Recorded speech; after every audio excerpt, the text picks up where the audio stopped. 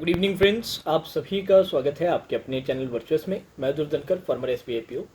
एक छोटा सा सेशन लेकर आया हूं। एक ब्रीफ सेशन है उन स्टूडेंट्स के लिए जो 2020 के रिक्रूटमेंट्स में सक्सेस नहीं अचीव कर पाए, जो जॉब अचीव करने का जो टारगेट था, जो गोल था, वो नहीं रीच कर पाए। कोई बात नहीं, कोई टेंशन की, ऐसा कोई बहुत परेशान होने की ज़रूरत नहीं है। अ, थोड़ा दुख तो रहता है, थोड़े इमोशंस तो रहते हैं कि इतना टाइम प्रिपेयर किया और कुछ मार्क्स से या फिर कुछ गलतियों के कारण हम रह जाएं। तो अब आप सभी को खुद को रीग्रुप करना है।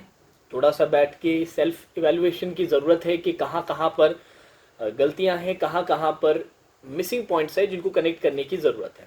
ठीक है। अब क्योंकि चैनल से कुछ स्टूडेंट्स हैं जिनका एसबीआई पीयू में भी सिलेक्शन हुआ है, आरआरबी क्लर्क में भी, आरआरबी पीयू में भी, तो उनके मैं जनरली पोस्ट आप लोगों के लिए डालता रहता हूँ। उसके नीचे मैंने काफ़ी कमेंट्स देखे हैं कि सर इनकी आप या तो इंटरव्यू लीजिए या फिर इनसे एक स्ट्रैटेजी का वीडियो बनवाइए।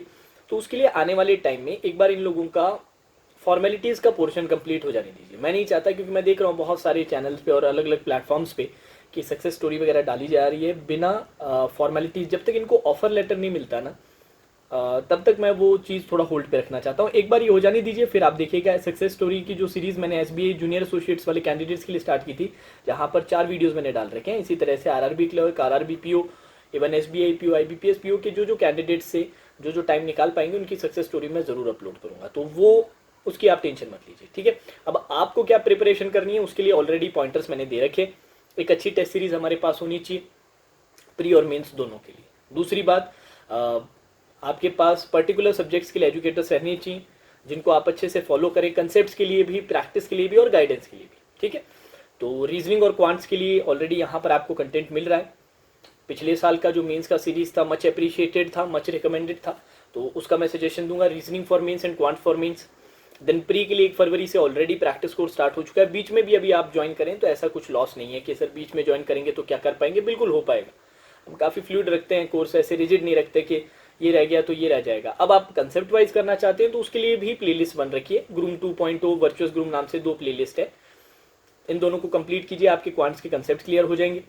मेंस का जो नया कोर्स है वो कल से 18 मार्च से स्टार्ट हो रहा है, उसको फॉलो कीजिए। प्री की जो रीजनिंग की क्लासेस हैं 8 बजे और क्वांट्स की जो प्री की क्लासेस हैं वो सुबह 9 बजे रहती है। तो ये दोनों क्लासेस आप लाइव क्लासेस अटेंड कीजिए, पुरानी प्लेलिस्ट से प्रैक्टिस स्टार्ट कर दीजिए, एक अच्छी टेस्ट सीरीज खरीदिए, वहाँ से प्रैक्टिस करना स्टार्ट कीजिए इन टैंडम। तो ये सारी चीज़ें अगर आप करना स्टार्ट करोगे ना, अगर आप ये सोचोगे यार एक दिन में ही पूरे के पूरे साल को मैं मैप आउट कर लूँ और सारी चीज़ें मुझे मिल जाए, वो पॉसिबल नहीं हो पाएगा। छोटे छोटे टारगेट सेट कीजिए, छोटी छोटी चीज़ें कंप्लीट करना स्टार्ट कीजिए। नहीं तो एक साथ बहुत सारे टास्क ले लोगे ना तो ओवरवेलम हो जाओगे, लगेगा कि यार ये तो हो ही नहीं सकता।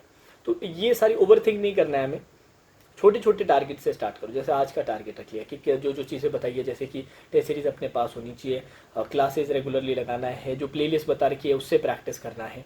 ठीक है। और जनरली मैं इनकी इन डिटेल बातें मैं पहले भी कर चुका हूँ कि इनका कैसे यूज़ करना है, इन प्लेलिस्ट का कैसे डेली में कितने सेशंस लगाने की ज़रूरत है, कितने क्वेश्चन, ये सारी बातें मैं पहले भी कर चुका हूँ, तो वो जाके आप देख सकते हैं। ठीक है।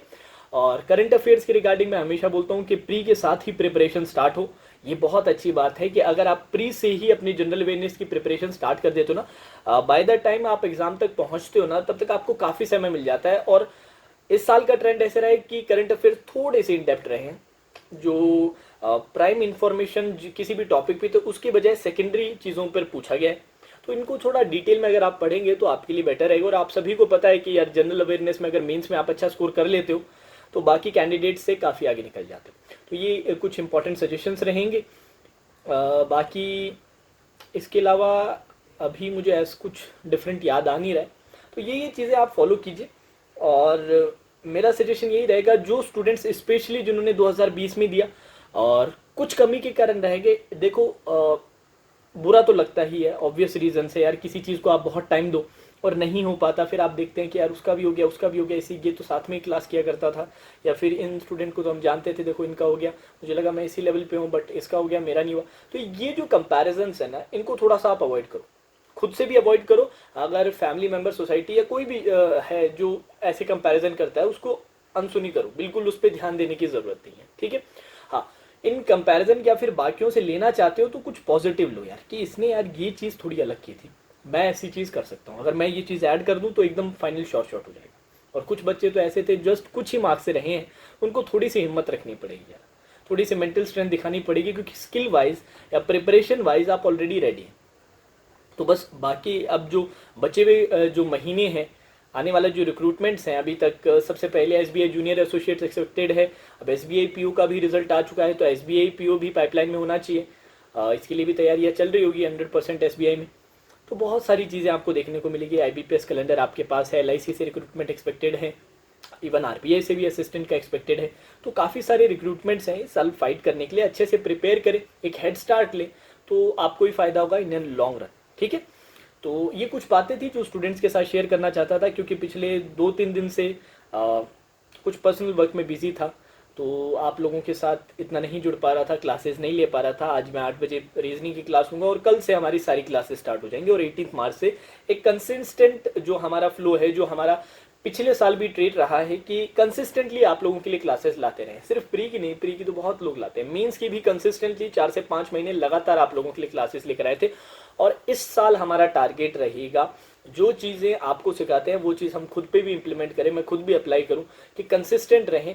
सिर्फ 3-4-5 महीने नहीं, इस बार 7-8 महीने तक लगातार, जब तक फाइनल एग्जाम तक नहीं होता।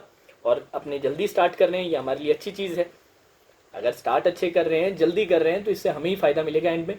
तो ये कंसिस्टेंट रहेगा 18 मार्च से। ठीक है, तो चलिए दोस्तों, टेंशन लेने की बिल्कुल भी ज़रूरत नहीं है, अननेसेसरी परेशान मत होइए, थोड़ा सा प्रैक्टिकली सोचिए कहाँ कहाँ कमी है, क्या क्या चीज़ें सुधारनी है, क्या क्या चीज़ें इन प्लेस लाने की ज़रूरत है। छोटे छोटे कुछ लोगों के तो कुछ ट्विक्स करने की ज़रूरत है, और एकदम सिलेक्शन के लिए आप लोग रेडी हैं। ठीक है, तो चलिए दोस्तों, आज के सेशन में इतना ही। Now that's all for today session. Take care.